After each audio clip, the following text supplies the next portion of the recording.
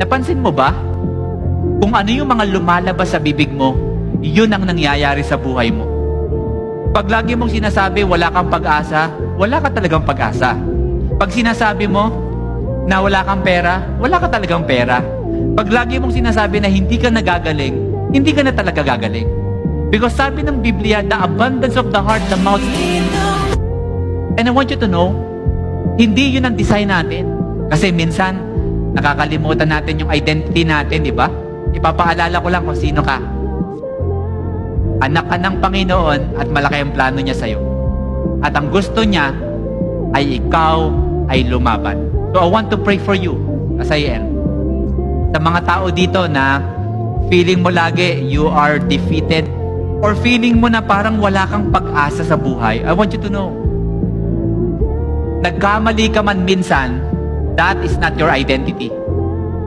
Yes, nadapa ka, pero that's not your identity because your identity comes from the Lord. At ang gusto niya ay ikaw ay lumaban.